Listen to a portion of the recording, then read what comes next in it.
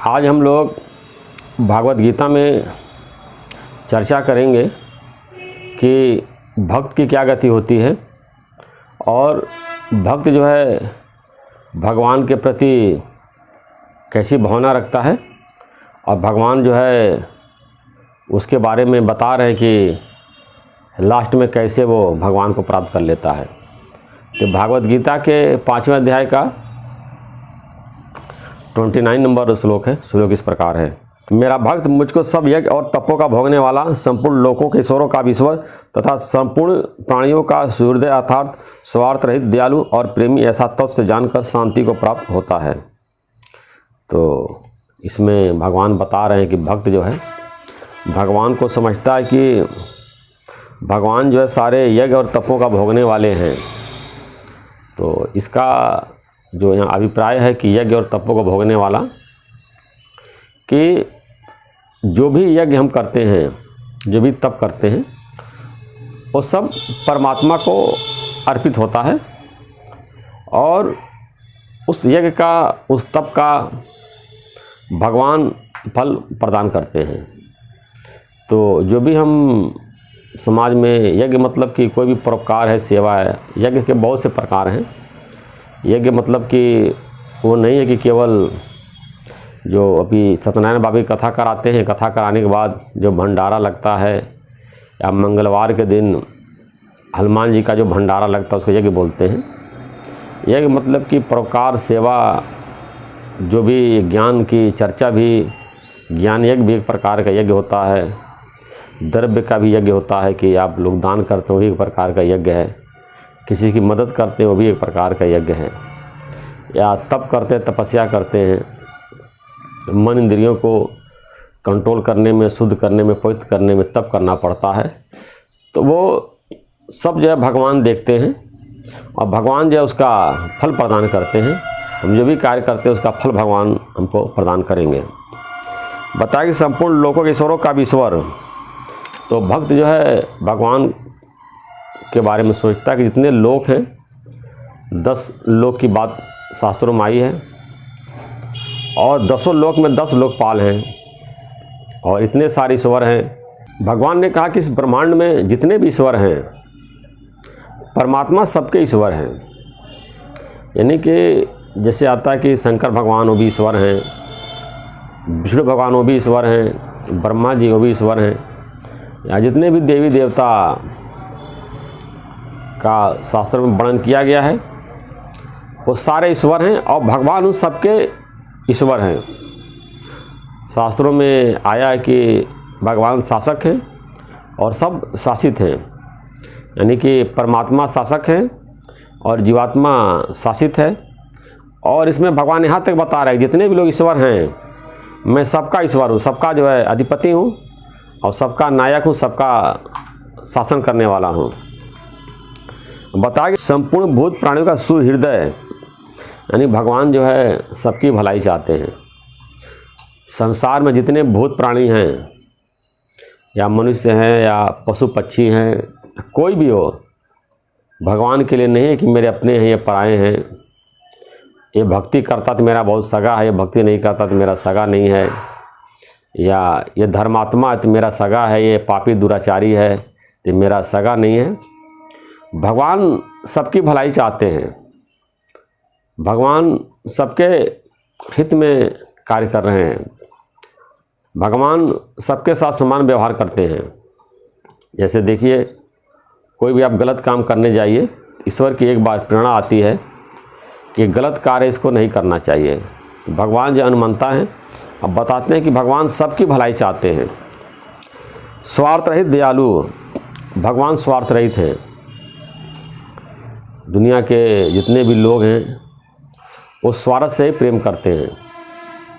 रामचरितमानस में आया है, स्वार्थ लाभ करे सब प्रीति, सूर्य नर मुन की यही रीति। बिना स्वार्थ के कोई भी आपसे प्रेम नहीं करेगा, उसमें कोई न कोई स्वार्थ रहता है। लेकिन एक परमात्मा ही हैं जो हमसे निस्वार्थ प्रेम करते हैं और हमारे भलाई में लगे रहते हैं। आया दयालु हैं, भगवान जो दया करते हैं। कितने से कितने भी पापी दुराचारी कैसा भी व्यक्ति जब भगवान के शरण में जाता है, भगवान कहते हैं कि मैं तुमको सारे पापों से मुक्त कर दूंगा। भगवान के इतनी क्षमता है कि हमारे सारे जितने भी पुराने खराब कर्म हैं वो सबको माफ़ कर सकते हैं। लेकिन एक बार हम भगवान के शरण में जा कर के उनसे माफ़ी मांग लें कि दोबारा हम एक गलत कार्य नहीं करेंगे, तो भगवान माफ़ कर देंगे। अब ऐसा नहीं कि सत्संग में आ गए, ज्ञान में आ गए, गुरु के शरण में भी है, ज्ञान भी सुन रहे हैं और पाप कर्म भी कर रहे हैं तो नहीं चलेगा।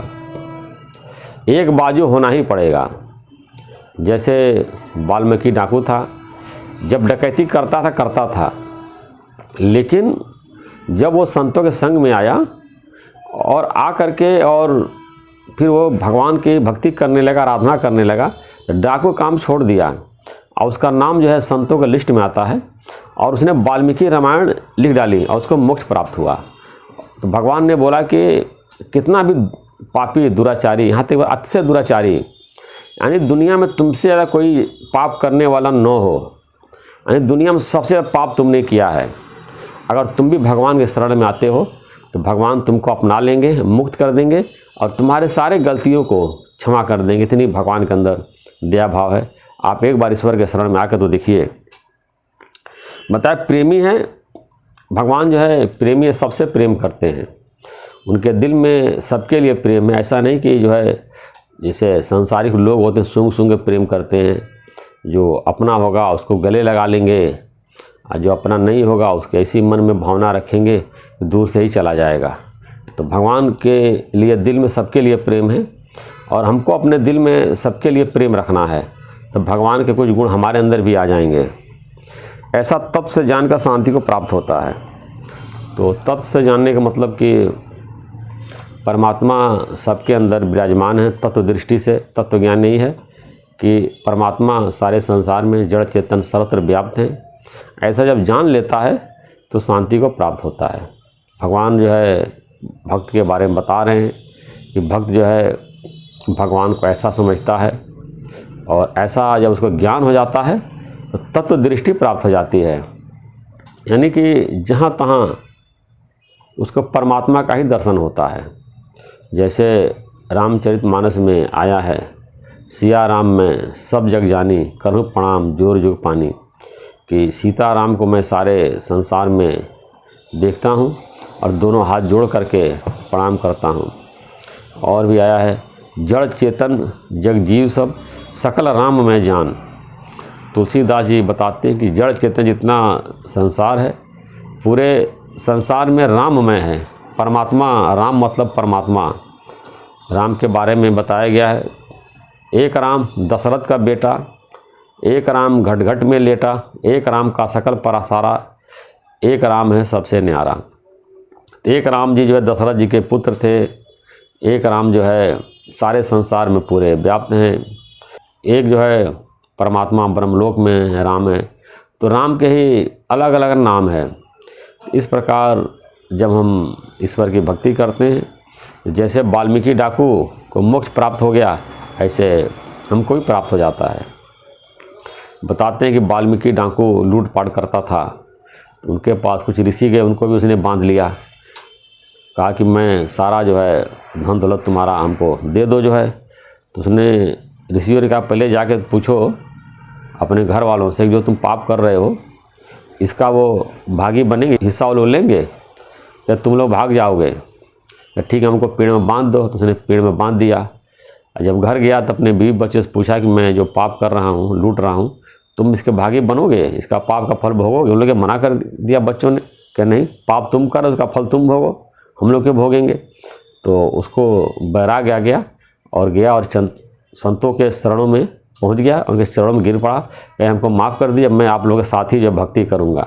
और भक्ति करने लगा और इतना बड़ा महात्मा हो गया। अंगुलीमाल भी जो है इतना बड़ा महात्मा हो गया और वो डाकू से जो है वो भिक्षु हो गया।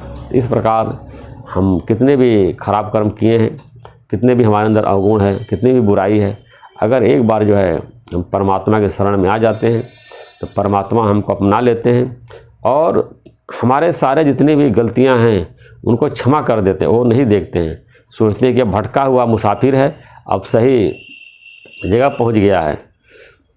भूले से दर पे आया, जो भी भूल से भी परमात्मा के गुरु के शरण में आ जाता है, परमात्मा जो है उसको मोक्ष प्रदान करते हैं, ज्ञान प्रदान करते हैं और अपना दिव्य स्वरूप जो है उसको प्रदान कर देते हैं और परमात्मा के दिव्य शरीर को वो प्राप्त कर लेता है और परमात्मा के स्वरूप को प्राप्त कर लेता है।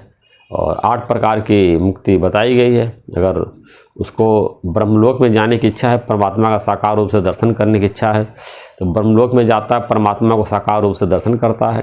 अगर उसको वो भी इच्छा खत्म हो गई है तो यही शरीर त्यागते ही जो है पूरे संसार में परमात्मा में लीन हो जाता है और ब्रह्म स्वरूप हो जाता है, इसीलिए उसको ब्रह्मलीन बोलते हैं और परमात्मा मय हो जाता है वो।